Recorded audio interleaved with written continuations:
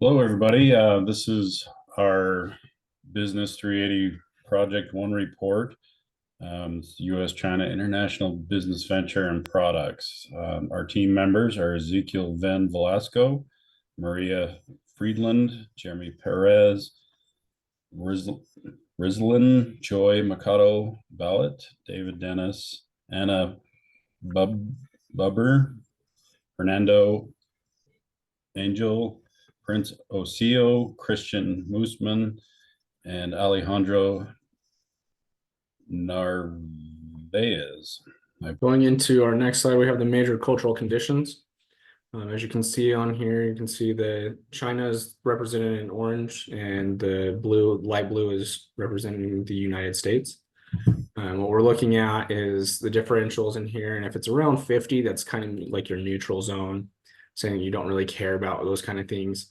And so looking at this, where our major differences are going to be between trying to communicate with China and doing business deals and different things is there might be a slight one in business or in power distance, just because they're super strong in their power distance, and then we're kind of neutral, so it might not be okay. But individualism is going to be our biggest setback going forward, is we've got to really think about kind of like they think of business as thinking on an individual basis, whereas they don't think of it as an individual basis. They want things for a group or for a company at whole, or something along those lines, where the United States generally thinks business as thinking for an individual profit or gain in one specific area. And then going across, say probably the other biggest one is going to be our long-term orientation, is they like to have very long business deals, potentially for life, whereas the United States, we go on terms of like years or months or things like that. And so just knowing that we're going to have to negotiate there is going to be our two biggest ones, I would think, going forward. China and the United States are two global powerhouses in the world, each with unique and diverse cultural dimensions. This slide presents how the U.S. and China differs in terms of their communication, evaluating disagreements, and scheduling. As you can see from the graphics, China and the U.S. are extreme opposites on some, and some are close in cultural styles. Chinese is known to be the toughest negotiators. Their negotiation style is pragmatic for many foreign negotiators. The study reveals that the Chinese negotiating strategies is essentially a combination of cooperation and competition. This slide shows the beginning or the bargaining strategies and tactics of the Chinese. Government officials play an active role in managing national and local economies in China. Therefore, domestic businesses usually enjoy more privilege and protection compared to international firms. Market access is also limited, especially when it comes to imported goods and service providers. China has a rapidly expanding economy, but government is selective about what kind of foreign firms that are allowed to flourish in the country. Many business owners complain about the tedious process of obtaining the relevant licenses and permits. In spite of the previously mentioned challenges the foreign companies may face, the Chinese market still provides or proves to be an attractive one with great business potential. Going over currency between the United States and China, we need to understand currency if we're going to do any kind of trade between our two countries.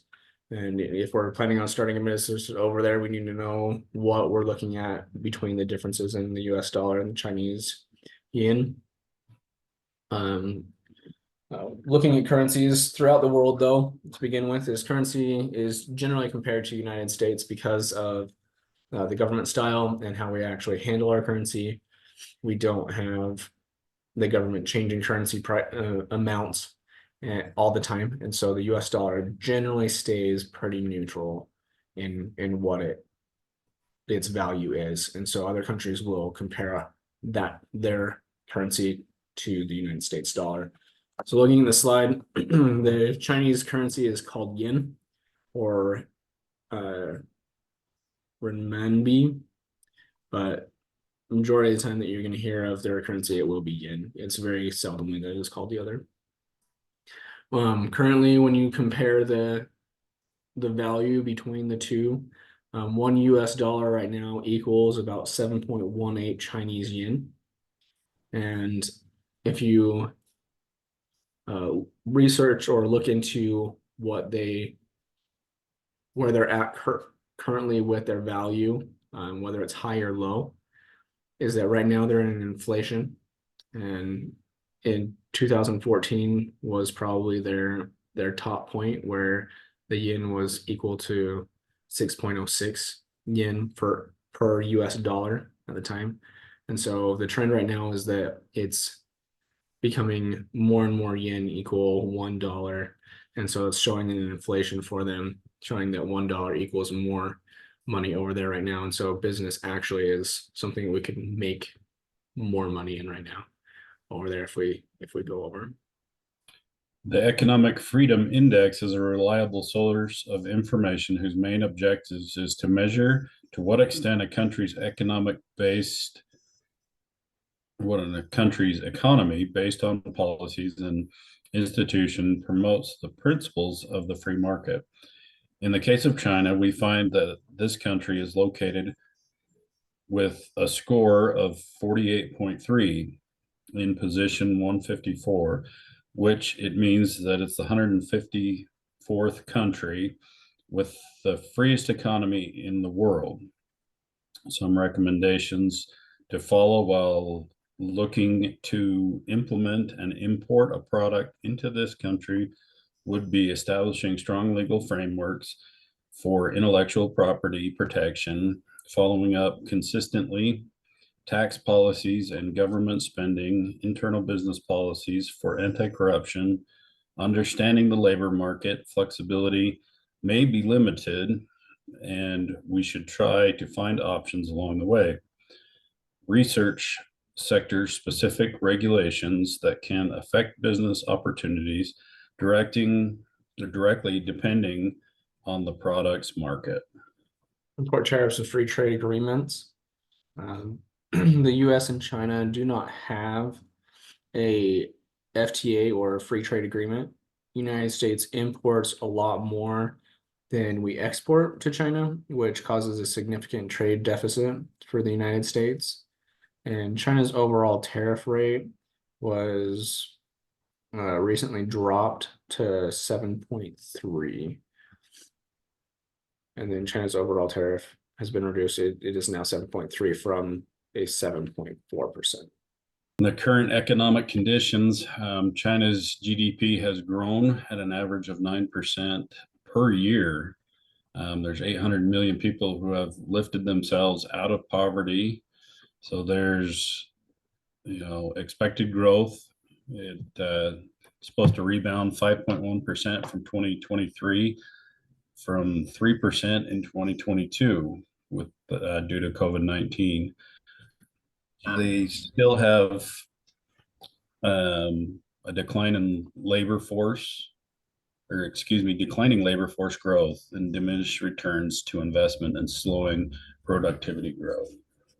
Going into our products that we want to try to start up over there, we have 3 different options. Our first option that we're looking at is portable air purifiers. As we know, there's a lot of businesses and a lot of factories and things over in China that it should help with some of the air purification. The portable air purifier is a growing item. Their compound annual growth rate, or CAGR, is predicted to rise at a robust rate of 7.5% between 2024 and 2034, so in that 10-year period. The technology uses high efficiency particle filters and ultraviolet germinal radiation to clear the air. And so when we're looking at buyers, we will be targeting those who can purchase a higher end purifier and can afford the maintenance to do on these purifiers. So typically businesses or other people that have more money. Air purifier manufacturers are competing one with another by focusing primarily on research and development for the development of cutting edge services and products. And then the brand recognition and competitive marketing are going to be the obstacles that we're going to be facing as well for new entrants into the market over in China on this product specifically. Our second product that we're wanting to take to China are hearing aids. With the population of China getting older, hearing aids are becoming a much higher in demand product. Researchers predict that the hearing aid market in China for production and demand will continue to grow at least for the next decade. There is a lot of competition in the hearing aid market, and there are a couple companies already in China, but we feel that with the aging population that we'll still have a market share available to us. By creating a product that looks luxurious but is mid-range price, we can have a competitive advantage. China's income in some areas are still low, and those are the ones we need to attract. Alfalfa hay is going to be our third product. With the expansion of China's dairy industry in recent years, demand for forages continue to increase. The demand in China for the U.S. alfalfa hay is growing steadily. Driven by strong customer demand, the dairy products China dairy farmers industry is experiencing rapid expansion and increasing herd size. Demand for forage products is rising as large modern dairy farms use more high quality forages. And the Chinese government opened the market to alfalfa imports from additional countries. However, importers and users soon realized that the quality of alfalfa is not as high as U.S. alfalfa, and supply was insufficient. Looking at some of their different imports right now is that alfalfa is on mark for in the category under the second most imported areas. And so we feel that alfalfa hay would actually be one thing that would be very significant that they would need, and something that would be an easier market to get into as well.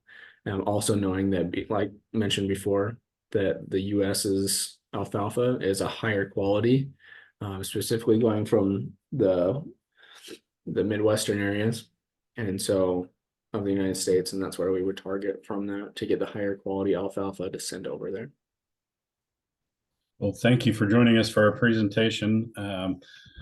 We enjoyed the opportunity to learn about China and the different opportunities that we have going forward with taking our products to them. So thank you.